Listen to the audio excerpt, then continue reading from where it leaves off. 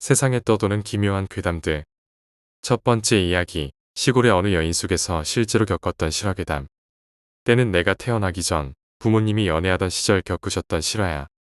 엄마와 아빠가 20대 중반쯤 되었을 때 전국 이곳저곳을 여행하셨대. 그런데 어느 날 한 시골 마을에 갔을 때였어. 그 시골 마을 근방을 여행한 뒤 밤이 늦어서 마을 근처에서 하룻밤을 지내기로 하셨대. 그래서 여관이나 여인숙을 찾고 계셨는데 우연히 한 여인숙을 발견하셨대. 시골이라 그런지 여인숙 근처에는 다른 상가나 건물이 없었고 횡하니 여인숙 하나만 있었다고 해. 아무튼 밤이 깊었으니 잠만 자고 가면 되겠다고 생각하시고 들어가셨는데 주인 할아버지 혼자 계셨고 방 열쇠는 거의 빼곡히 차 있었대. 아마 손님은 우리 부모님 두 분밖에 없었다는 이야기 같아. 그 뒤 부모님은 방 열쇠를 하나 받고 방에 들어가셨는데 방에는 1인용 침대 2개가 있었대. 그땐 부모님이 순수하셨는지 1인당 침대 하나씩 차지하시고 잠을 청하셨대. 잠이 든 지 얼마 지나지 않아 엄마가 갑자기 누군가 쳐다보는 듯한 이상한 느낌이 들어서 눈을 딱 뜨셨는데 주위에 10명 가까이 되는 사람들이 침대를 둘러싸고 서서 엄마를 내려다보고 있었대. 사람들은 남녀노소로 다양했고 표정은 다 똑같이 무표정이었다고 해. 엄마는 너무 놀라고 무서운 마음에 일어나려고 하셨지만 몸이 움직이지 않았대. 그나마 입이라도 열 수 있었는데 누구세요? 라고 물었지만 그 사람들은 아무 말도 없이 그냥 무표정으로 쳐다만 보고 있었다는 거야. 그 뒤 엄마는 기절하듯이 다시 잠드셨고 아침에 일어나자마자 아빠를 깨워서 빨리 가자고 하셨대. 차를 타고 마을을 벗어나 집으로 가는 중에 엄마가 그 이야기를 시작하셨는데 아빠가 놀라며 나도 똑같은 꿈을 꿨어라고 하셨대. 아빠는 꿈을 꾸셨을 때 목까지 움직일 수 있었고 엄마 쪽을 바라보셨는데 그 사람들이 너무 빼곡히 서 있어서 보이지 않았대. 그 일이 있고 난 후 우리 부모님께는 별일 없었고 잘 살고 있지만 2번 다시 겪지 못할 정말 소름 돋는 경험이었다고 하셨어. 그건 꿈이었을까? 두 번째 이야기, 누나가 아기 때의 실화괴담. 나 태어나기 전 누나가 갓난아기일 때 엄마가 겪으신 일이야. 아빠가 낚시를 좋아하셔서 자주 낚시를 하러 가곤 했는데 엄마도 낚시를 싫어하지 않으셔서 가끔 따라가시곤 하셨어. 그날은 엄마, 누나, 아빠 친구 4명이서 밤에 강원도에 있는 이름 모를 강에서 낚시를 하게 됐대. 아빠는 어쩌다 낮에 국도로 차를 운전하다가 발견한 강이었는데 문득 밤늦게 낚시 생각이 나셔서 즉흥적으로 친구 불러서 낚시를 가셨대. 엄마는 누나가 있어서 갈까 말까 하다가 그냥 따라가게 됐어. 몇 시간이 지났을까? 엄마는 슬슬 졸음이 쏟아져서 아빠랑 아빠 친구는 낚시를 하게 두고 엄마는 누나를 안고 텐트 안으로 들어가서 주무시려고 했어. 시간은 대략 새벽 2, 3시였고 텐트에 들어온 지 1분도 안 됐지만 너무 피곤해서 바로 누워서 누나를 안고 잠을 자려고 하는데 풀숲 위 멀리서 야생동물이라도 뛰어다니는지 막 풀이 바스락거리는 소리가 들렸대. 소리를 인지하고 몇 초 안 되는 순간에 또다시 바스락바스락 소리를 내면서 뭔가 다가오더니 텐트 바로 뒤에 우뚝 선 것 마냥 소리도 멈췄다고 해. 엄마는 소스라치게 놀라서 정말 혼비백산하여 텐트를 맨발로 박차고 나와 아빠에게 달려가 텐트 뒤에 뭔가 있는 것 같다고 말했어. 엄마 표정이 엄청 겁에 질리고 귀신 본 사람 마냥 놀란 눈을 하고 있으니까 아빠도 겁이 나셨는지 친구랑 같이 조심스럽게 플래시 들고 보시더라. 텐트 뒤와 풀숲을 전체적으로 봐도 아무것도 없는 걸 보고 아빠가 김 빠지셨는지 잠자다가 악몽 꾼 거 아니냐면서 웃으면서 넘기셨대. 하지만 엄마는 겁에 질려 낚시하는 아빠 옆에 앉아 밤을 꼴딱 새우셨다고 해. 그리고 희한하게도 10시간은 넘게 낚시를 한 것 같은데 물고기가 단 한 마리도 안 잡혔다고 하셨어. 혹시나 수심이 별로 안 깊어서 그런가 하고 낚싯줄에 줄을 달아서 깊이를 재보니 낚싯줄 한 묶음을 다 넣어도 낚싯줄이 끝없이 들어갔대. 낮에 대충 봤을 때 그곳이 강인 줄 알았고 밤에도 당연히 강인 줄 알고 낚시를 한 건데 날 밟고 보니 댐 같은 곳이었다고 해. 왜 지금까지도 그곳이 댐인지 강인지 하루 지나고 나서야 알게 됐는지는 지금도 의문이라고 해. 그리고 추가로 엄마가 귀가 허해서 잘못 들은 걸 수도 있는데 바스락거리는 소리가 갑자기 다가오니 갓난아기인 누나도 놀라서 손으로 엄마 옷깃을 꽉 붙잡았다고 해. 그리고 텐트랑 아빠와의 거리는 멀어봤자 1m쯤 떨어졌을 뿐이라 풀숲에 바스락거리는 소리가 조금이라도 들렸을 텐데 들리지 않았고 무언가 다가와서 텐트 뒤에 섰다면 풀이 눌려 있어야 하는데 풀에는 아무 흔적도 없었다고 해. 세 번째 이야기, 아빠는 중국집을 했다. 이건 내가 중3 때 이야기야. 내가 중2 때부터 우리 아빠는 중국집을 했어. 그렇게 어느 정도 자리 잡고 1년이 지나 내가 3학년이 됐는데 나는 아빠 가게에 아빠가 불러서 수시로 도와주러 갔어. 가게는 항상 9시에 끝나는데 그날은 손님이 조금 많아서 10시에 가게가 끝났어. 우리는 다 치우고 나면 음식하는 삼촌, 아빠, 나 이렇게 셋이서 밥을 먹었어. 가게 불을 주방만 켜놓고 어느 정도 끄고 있었는데 솔직히 셋이 있으니까 어두워도 무섭지는 않았어. 무서운 일은 여기서부터 시작돼.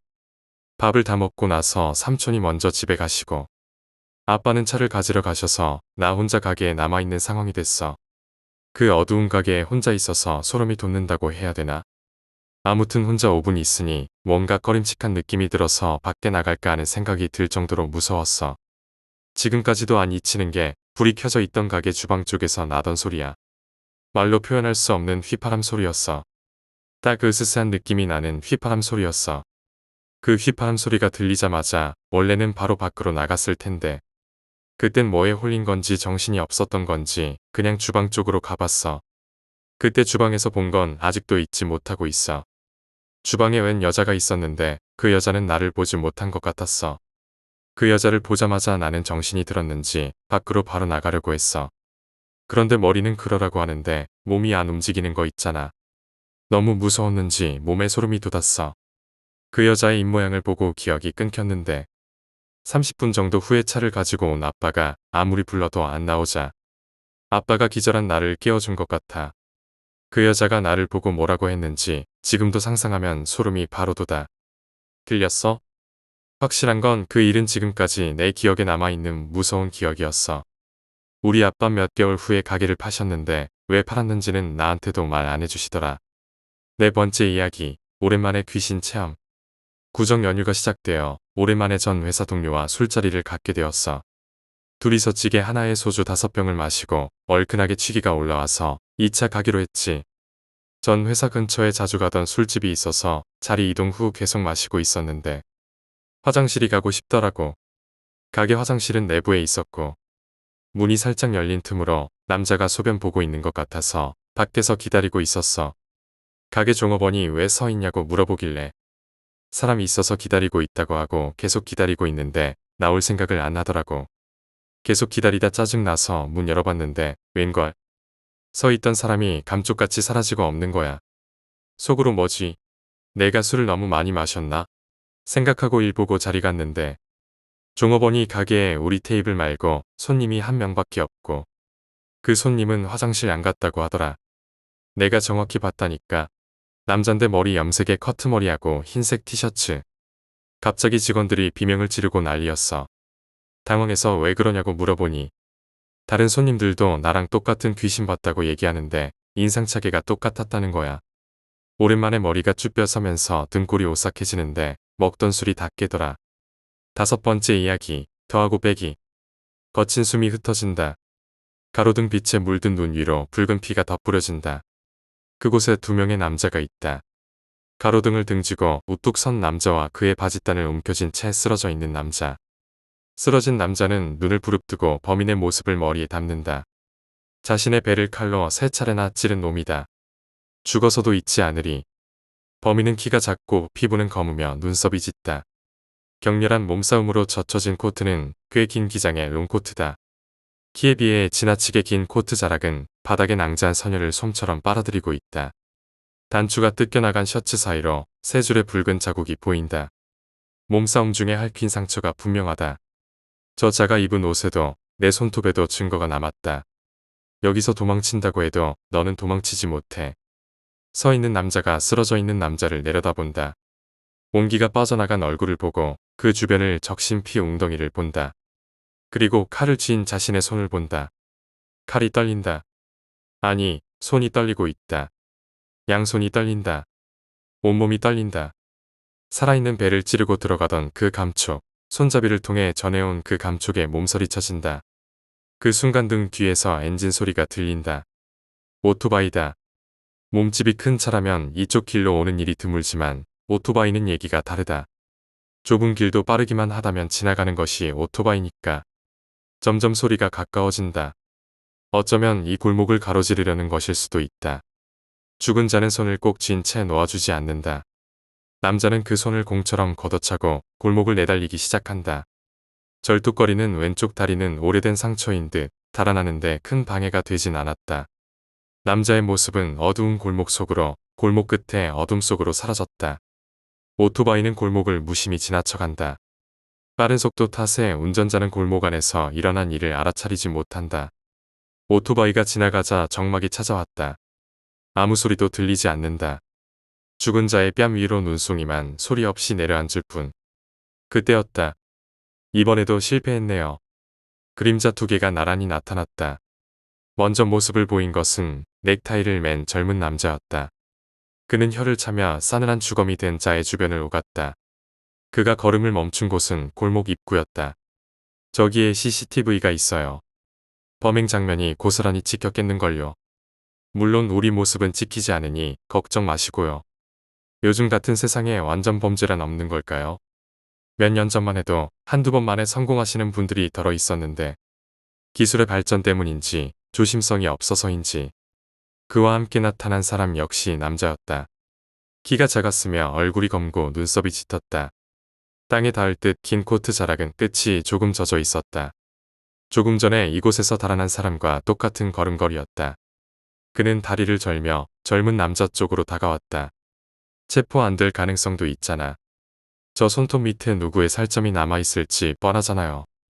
눈썹이 짙은 남자는 그 말을 부정할 증거를 찾듯이 죽은 자의 손끝을 유심히 보았다. 동그란 손톱 라인을 따라 피가 녹처럼 말라붙어 있었다.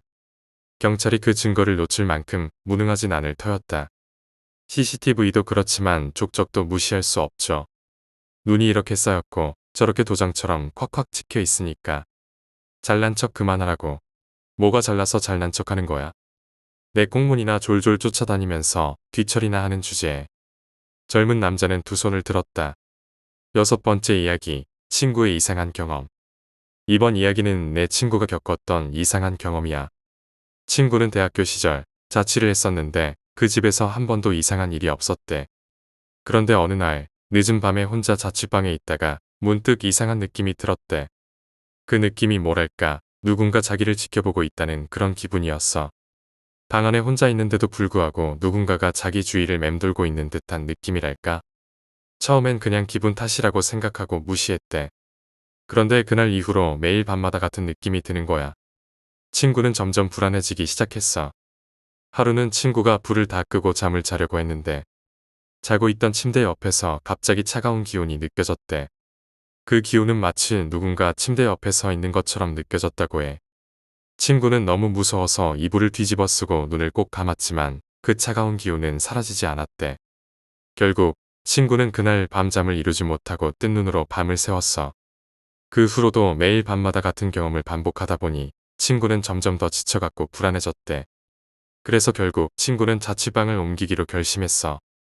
새로 이사한 집에서는 그런 일이 일어나지 않았다고 해. 하지만 친구는 지금도 그때의 기억이 떠오를 때마다 소름이 끼친다고 말해. 그 차가운 기운은 대체 뭐였을까? 일곱 번째 이야기, 학교에서의 기묘한 사건. 이번 이야기는 내가 중학생 때 겪었던 일이야. 어느 날 학교에서 방과 후 자율학습을 하고 있었어. 그날따라 교실에 남아있는 학생들이 많지 않았고 교실은 조용했지. 나는 친구들과 함께 앞쪽에 앉아서 문제를 풀고 있었어. 그런데 갑자기 뒤쪽에서 이상한 소리가 들리기 시작했어. 처음엔 그냥 의자가 끌리는 소리인 줄 알았어. 하지만 소리가 점점 가까워지더니 마치 누군가 내 뒤에서 속삭이는 듯한 느낌이 들었어. 나는 순간적으로 등골이 오싹해졌어. 그래서 뒤를 돌아봤는데 아무도 없었어. 친구들도 뒤를 돌아봤지만 아무도 보이지 않았대. 우리는 그 순간 너무 놀라서 서로 얼굴만 쳐다봤어. 하지만 아무도 말을 꺼내지 않았지. 그날 이후로 우리는 그 사건에 대해 이야기하지 않기로 했어. 왜냐하면 그 일이 실제로 일어났는지 아니면 그냥 우리가 상상했던 것인지 지금도 잘 모르겠거든. 하지만 그날의 경험은 절대로 잊을 수 없을 것 같아. 여덟 번째 이야기, 바닷가에서의 이상한 일. 이 이야기는 내가 여름방학 때 바닷가에서 겪었던 일이야. 그날은 가족들과 함께 바닷가로 놀러 갔었어. 해가 지기 전까지는 아무 문제 없이 즐겁게 놀았어. 그런데 해가 지고 나서 바닷가를 걷고 있는데 갑자기 해변 쪽에서 이상한 소리가 들려왔어. 처음엔 바람 소리인 줄 알았는데 점점 가까워지더니 마치 사람의 울음소리처럼 들렸어. 가족들 모두 그 소리를 들었고 우리는 무서워서 발걸음을 재촉했어. 그런데 그 울음소리가 점점 가까워지더니 어느 순간부터는 마치 우리 주위를 맴도는 듯한 느낌이 들었어. 우리 가족은 결국 해변에서 멀리 떨어진 곳으로 이동했지만 그 소리는 한동안 계속 들려왔어. 바닷가에서 들린 그 울음소리는 대체 뭐였을까? 지금도 그 일이 떠오를 때마다 바닷가에 가는 게 두려워. 9번째 이야기, 할머니 댁에서의 경험. 이번 이야기는 내가 할머니 댁에서 겪었던 일이야. 할머니 댁은 시골에 있어서 밤이 되면 정말 어두웠어. 어느 날 할머니 댁에서 자고 있었는데 갑자기 밤중에 이상한 소리가 들렸어. 마치 누군가 할머니 집 앞바닥을 걸어 다니는 것 같았어. 나는 너무 무서워서 일어나지 못하고 그냥 이불 속에서 가만히 있었어. 그런데 그 소리는 점점 집 쪽으로 가까워지는 것 같았어. 심장이 쿵쾅거리고 숨이 막힐 정도로 무서웠어. 그런데 갑자기 할머니 방에서 불이 켜지고 할머니가 밖으로 나가셨어. 나는 할머니를 따라 나가지 않았고 그냥 방 안에 있었어. 얼마 후 할머니가 다시 방으로 돌아오셨고 아무 일도 없었다는 듯이 다시 주무셨지. 나는 그날 밤 거의 잠을 이루지 못했어. 다음 날 아침 할머니에게 어젯밤의 일을 물어봤지만 할머니는 아무 일도 없었다고 하셨어. 그 일이 무엇이었는지 지금도 알 수 없지만 그날의 기억은 지금도 생생해.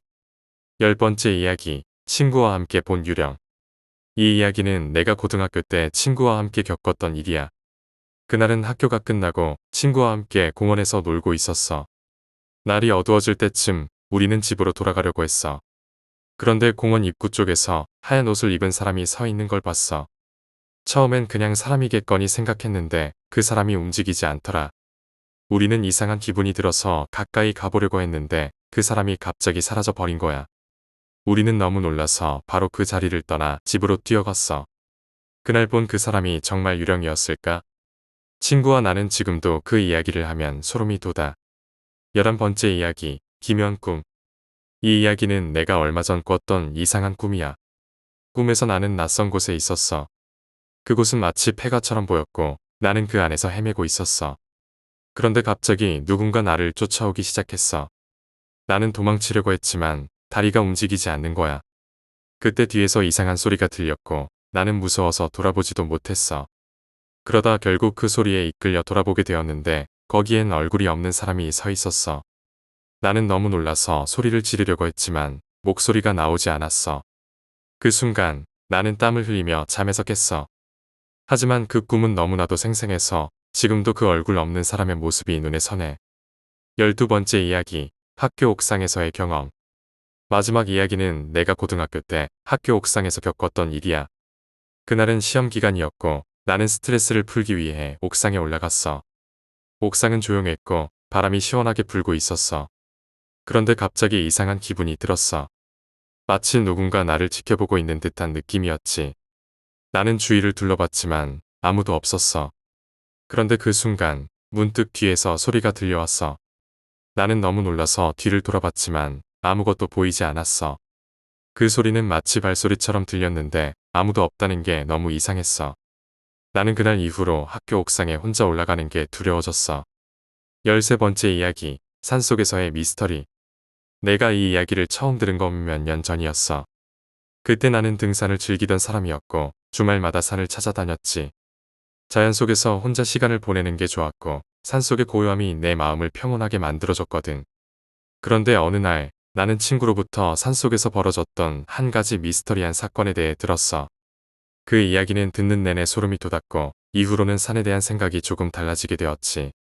친구가 해준 이야기는 그 친구의 아는 사람, 그러니까 그 친구의 삼촌이 겪은 일이었어. 삼촌은 평소 자연을 좋아하고 특히 산을 즐겨 다니는 사람이었대. 삼촌은 종종 여러 산을 찾아다니며 일주일 이상 혼자서 산에 머물기도 했고 그러다 보니 산에 대한 경험이 많았어. 그날도 삼촌은 혼자서 산행을 떠났다고 해. 이번엔 사람들이 많이 찾지 않는 외진 산을 선택했대. 사람들의 발길이 닿지 않은 곳일수록 더 자연스럽고 그만큼 더 산의 본 모습을 느낄 수 있다고 생각했거든. 삼촌은 배낭에 필요한 장비와 식량을 챙겨서 이른 아침에 산행을 시작했어. 첫날은 아무 문제 없이 지나갔고 날씨도 맑고 공기도 상쾌했대. 낮에는 하늘이 푸르르고 새들이 지저귀는 소리가 들렸고 밤에는 별이 가득한 하늘 아래에서 휴식을 취할 수 있었지. 하지만 이상한 일은 그 다음 날부터 시작됐어. 둘째 날 아침, 삼촌은 해가 뜨기 전에 일어났어.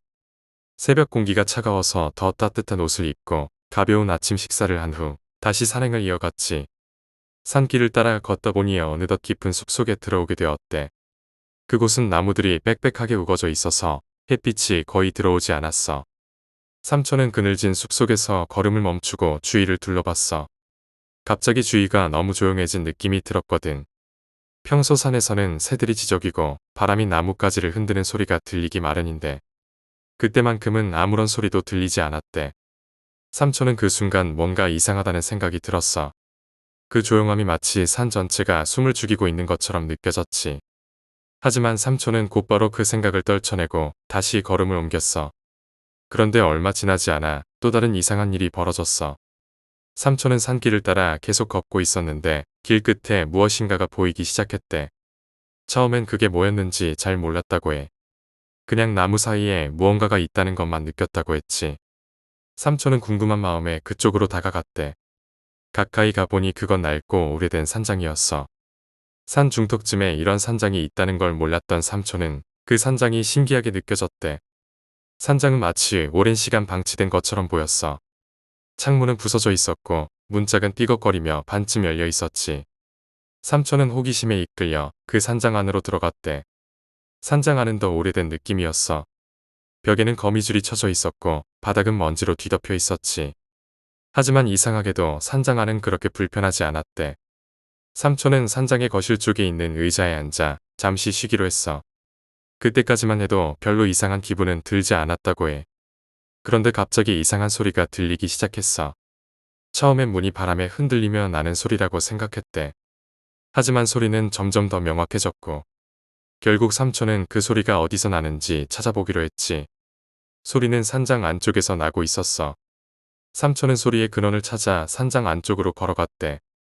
산장은 작았고 안쪽에는 작은 방이 하나 더 있었어. 그 방의 문은 살짝 열려 있었고 그 틈 사이로 소리가 새어나오고 있었지. 삼촌은 그 방으로 다가가 문을 조심스럽게 열었어. 방 안에는 아무도 없었대. 하지만 이상하게도 방 한쪽 구석에 작은 상자가 놓여 있었어. 그 상자는 낡았고 금속으로 된 자물쇠가 채워져 있었지. 삼촌은 상자를 보자마자 왠지 모를 불안감을 느꼈대. 그 불안감이 커져서 상자를 열어보지 않기로 결심했지만 호기심은 쉽게 사라지지 않았어. 그는 결국 상자를 열기로 결심했지. 상자는 자물쇠가 채워져 있었지만 오래되어서 그런지 힘을 조금 주자 자물쇠가 쉽게 부서졌대. 상자를 열자 그 안에는 작은 책 한 권과 낡은 사진 몇 장이 들어 있었어.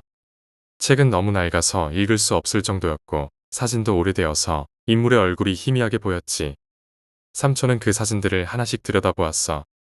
사진 속 인물들은 마치 한 가족처럼 보였는데 그들의 표정은 이상하게도 무표정이었대. 그들의 눈빛은 마치 아무 감정도 담겨있지 않은 것처럼 느껴졌다고 했지. 삼촌은 갑자기 그 사진들이 너무 불편하게 느껴졌어. 그는 급히 상자를 닫고 그 방을 나와 다시 산장을 떠나기로 결심했대. 산장에서 나와 다시 길을 걷기 시작한 삼촌은 뭔가 불안한 기분에 사로잡혔어. 그 기분은 점점 더 커져서 마치 누군가 자기를 뒤쫓고 있는 것 같은 느낌이 들기 시작했대. 삼촌은 자꾸만 뒤를 돌아보게 되었고 그럴 때마다 산장 쪽에서 무언가가 나타날 것만 같은 기분이 들었지. 그는 불안감을 떨쳐내기 위해 빠르게 걸음을 옮겼고 점점 산 아래로 내려가고 있었대.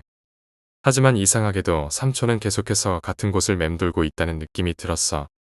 산길을 따라 내려가고 있는데 계속해서 같은 나무들과 같은 풍경이 반복되었다는 거야. 마치 그곳에서 벗어날 수 없다는 느낌이 들었다고 했지. 결국 삼촌은 너무 지쳐서 잠시 쉬기로 했대.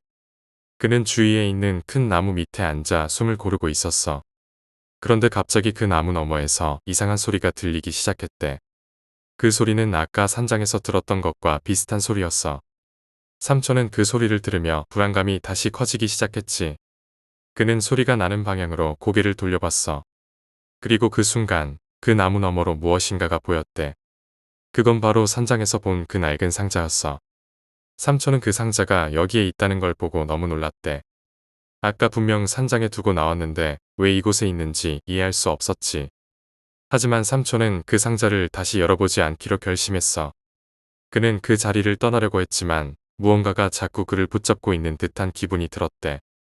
삼촌은 그 기분을 떨쳐내고 다시 걸음을 옮겼어. 하지만 몇 걸음 걷지 않아 다시 그 상자를 발견했대. 이번에는 조금 더 가까이 다가가 있었지. 삼촌은 그 순간 너무 두려워졌어. 그는 그 상자에서 멀어지려고 했지만 상자는 계속해서 그를 따라오는 것처럼 느껴졌대. 그는 점점 더 빠르게 걸었고 결국 뛰기 시작했어. 그런데도 상자는 계속해서 그 뒤를 따라왔대. 삼촌은 너무 무서워서 온 힘을 다해 달렸고 결국 산 아래에 있는 마을까지 도착했지. 마을에 도착한 삼촌은 숨을 고르며 주변을 둘러봤어. 다행히도 상자는 더 이상 보이지 않았지. 그는 그 마을에서 잠시 쉬기로 했고 마을 사람들에게 산장에 대해 물어보기로 했대. 하지만 마을 사람들은 그 산장에 대해 전혀 알지 못했대. 오히려 그 산장 근처에는 사람이 다니지 않는다는 말을 들었지. 마을 사람들은 그곳에 가면 안 된다고 경고했대. 삼촌은 그 말을 듣고 더 이상 그 산장에 대해 이야기하지 않기로 결심했어. 그는 마을에서 하룻밤을 보내고 다음 날 아침 일찍 그곳을 떠났대. 이후로도 삼촌은 다시 그 산에 가본 적이 없다고 해. 그 산장은 그날 이후로도 그의 머릿속에 남아 있었지만 그는 더 이상 그곳에 대해 이야기하지 않았어. 그 상자가 대체 무엇이었고 왜 그를 따라왔는지 삼촌은 지금도 알 수 없다고 해. 이 이야기를 들은 후 나는 한동안 산에 가는 것이 두려워졌어. 그리고 그 후로도 산에 가면 항상 그 이야기가 떠오르곤 해. 산속에서 벌어진 그 미스터리는 지금도 내 마음속 깊이 남아있어. 그래서 산을 좋아하지만 때로는 그 고요함이 두려울 때도 있어. 14번째 이야기, 정체불명의 발소리. 이번 이야기는 내가 고등학생 때 친구들과 함께 겪었던 일이야. 그날은 시험 기간이 끝나고 스트레스를 풀기 위해 친구들과 함께 근처의 작은 산에 야영을 가기로 했어. 우리가 자주 가던 산이었고 낮에는 사람들이 많이 찾지만 밤에는 거의 아무도 오지 않는 곳이었지. 우리는 텐트를 치고 모닥불을 피우며 저녁을 먹고 오랜만에 함께 모인 걸 기념하며 이런저런 이야기를 나눴어. 시간이 흐르고 밤이 깊어지면서 하나둘씩 잠자리에 들었지. 나는 피곤했지만 텐트 안에서 뒤척이며 잠이 오지 않았어. 그래서 조용히 텐트 밖으로 나와 산책을 하기로 했지. 산속의 밤은 매우 고요했고 달빛이 숲을 은은하게 비추고 있었어. 혼자 걷다 보니 마음이 차분해졌고 그제야 피곤함이 몰려왔지. 그런데 그때 갑자기 어디선가 발소리가 들리기 시작했어. 처음엔 그저 바람에 나뭇잎이 흔들리는 소리라고 생각했어. 하지만 소리는 점점 더 가까워지고 규칙적으로 들렸지. 분명 누군가 걸어오는 소리였어. 나는 그 발소리가 우리 캠핑장 쪽으로 다가오는 것 같아 긴장하기 시작했어. 그 시간에 산속에서 다른 사람을 만난다는 건 흔한 일이 아니니까. 소리는 점점 가까워졌고 마침내 내 바로 뒤에서 멈췄어. 나는 심장이 쿵쾅거리는 소리를 들으며 천천히 뒤를 돌아봤지. 하지만 그곳에는 아무도 없었어. 발소리는 분명 들렸는데 아무도 보이지 않는다는 게 너무 이상했어. 나는 너무 놀라서 다시 텐트로 달려갔지. 텐트에 돌아오자마자 친구들을 깨워 그 이야기를 했어. 하지만 친구들은 내가 꿈을 꾸고 있는 거라고 생각하며 그냥 웃어넘겼지. 그날 밤 나는 거의 잠을 이루지 못했어. 계속해서 그 발소리가 귓가에 맴도는 것 같았거든. 다음 날 아침 우리는 서둘러 캠핑장을 정리하고 산을 내려갔어. 하지만 그 발소리의 정체가 무엇이었는지 그리고 왜 아무도 보이지 않았는지는 지금도 알 수 없어. 그날 이후로 나는 밤에 산속에서 혼자 걷는 일이 두려워졌어. 그 발소리가 정말 존재했을까 아니면 내 상상 속의 소리였을까? 지금도 그때를 떠올리면 심장이 두근거려. 15번째 이야기, 폐가에서의 이상한 현상. 이번 이야기는 대학 시절 친구들과 함께 겪었던 일이야. 그때는 여름방학이었고 우리는 심심함을 달래기 위해 근처에 있는 폐가를 탐험하러 가기로 했어. 그 폐가는 오래전부터 버려진 곳이었고 사람들 사이에서는 귀신이 나온다는 소문이 돌았지. 우리는 그 소문을 믿지 않았고 그저 재미삼아 가보기로 했어. 폐가에 도착했을 때 그곳은 생각보다 더 음침하고 불길한 느낌이었어. 창문은 깨져 있었고 벽에는 낡고 희미한 낙서들이 가득했지. 우리는 폐가 안으로 들어가 조심스럽게 주변을 둘러보기 시작했어. 폐가 안은 어두웠고 공기가 차가웠어. 처음엔 아무 일도 일어나지 않았고 우리는 그냥 이리저리 돌아다니며 사진을 찍었지. 그런데 갑자기 폐가 안에서 이상한 소리가 들리기 시작했어. 처음엔 바람 소리인 줄 알았는데 그 소리는 점점 더 명확해졌어. 마치 누군가 벽을 두드리는 듯한 소리였지. 우리는 그 소리가 나는 방향으로 다가갔어. 그런데 그 순간 우리 중 한 명이 소리를 질렀어. 우리는 깜짝 놀라 그 친구에게 달려갔지. 그 친구는 폐가의 한 구석에 있는 낡은 거울을 바라보고 있었어. 그런데 그 거울 속에 우리 모두가 비치고 있었는데 이상하게도 한 명이 더 있었지. 우리는 너무 놀라서 거울을 자세히 들여다보았어. 거울 속에는 우리가 서 있는 것과 똑같은 위치에 또 다른 인물이 서 있었어. 그 인물은 얼굴이 희미하게 보였지만 우리 중 누구도 아니었어. 우리는 그 모습을 보고 너무 놀라서 그 자리에서 도망쳤어. 폐가에서 나와서도 한동안 그 충격에서 벗어나지 못했어. 그날 이후로 우리는 다시는 그 폐가에 가지 않았지. 그 거울 속의 인물은 대체 누구였을까? 지금도 그때를 떠올리면 온몸에 소름이 돋아. 16번째 이야기, 이상한 산길. 이번 이야기는 내가 혼자 등산을 갔을 때 겪은 일이야. 그날은 날씨가 맑고 하늘도 깨끗했어. 그래서 나는 산행을 가기로 했지. 나는 평소에 자주 가던 산을 선택했고 아침 일찍 출발했어. 산행은 평소와 다르지 않았고 나는 경치를 감상하며 천천히 산을 올랐지. 그런데 어느 순간부터 산길이 조금 이상하다는 느낌이 들기 시작했어. 내가 자주 다니던 길이 아닌 것 같았어. 분명히 평소에 가던 길인데 어디선가 길을 잘못 들었나 싶었지. 하지만 나는 계속해서 그 길을 따라갔어. 길은 점점 더 험해졌고 주변의 나무들은 더 빽빽해졌어. 어느새 나는 길을 잃어버렸다는 걸 깨달았지. 주변을 둘러보아도 어디가 어디인지 알 수 없었어. 나는 순간적으로 당황했지만 침착하게 길을 찾기로 했어. 그런데 그때 갑자기 어디선가 이상한 소리가 들리기 시작했어. 소리는 점점 가까워졌고 나는 그 소리를 따라 걸었어. 소리가 나는 방향으로 계속 걸었지만 이상하게도 그 소리는 멀어지지 않았어. 마치 내가 그 소리를 쫓고 있는 것처럼 느껴졌지. 나는 더 이상 그 소리를 따라가는 것이 위험하다고 생각했고 다시 돌아가기로 했어. 그런데 돌아가는 길이 이상하게도 기억나지 않았어. 분명히 그 길을 따라왔는데 아무리 찾아도 원래 길을 찾을 수 없었지. 나는 점점 더 당황하기 시작했고 불안감이 커져갔어. 그때 갑자기 내 앞에 작은 오두막이 나타났어. 오두막은 낡고 오래된 느낌이었지만 그곳에 가면 도움을 받을 수 있을 것 같았지. 나는 오두막으로 다가가 문을 두드렸어. 그런데 아무런 대답도 들리지 않았어. 문을 밀어보니 열려 있었고 나는 오두막 안으로 들어갔어. 오두막 안은 어둡고 차가웠어. 나는 안으로 들어가 주위를 둘러보았지. 오두막 안에는 아무도 없었고 몇 개의 낡은 가구들만 있었어. 나는 잠시 그곳에 머물기로 했고 짐을 내려놓고 쉬기 시작했어. 그런데 그때 문 밖에서 발소리가 들렸어. 나는 깜짝 놀라 문 쪽을 바라보았어. 발소리는 점점 가까워졌고 문 앞에서 멈췄어. 나는 그 순간 너무 무서워서 숨을 죽였어. 하지만 아무 일도 일어나지 않았고 발소리도 사라졌어. 나는 조심스럽게 문을 열어보았지만 아무도 없었어. 나는 그 오두막에서 더 이상 머물러 있을 수 없다고 판단했고 짐을 챙겨 다시 길을 나섰어. 다행히 그 후로 길을 찾아 산 아래로 내려갈 수 있었어. 하지만 그 오두막과 그 발소리의 정체는 지금도 알 수 없어. 그날의 기억은 지금도 내 머릿속에 남아있어. 17번째 이야기, 잃어버린 시간. 이번 이야기는 내가 최근에 겪었던 일이야. 그날은 평소와 다름없는 하루였어. 나는 아침에 일어나서 출근 준비를 하고 회사에 갔지. 회사에서의 일상도 특별할 게 없었어. 점심시간이 되어서 동료들과 함께 점심을 먹고 오후에는 업무에 집중했지. 그런데 오후 3시쯤 갑자기 머리가 어지러워지기 시작했어.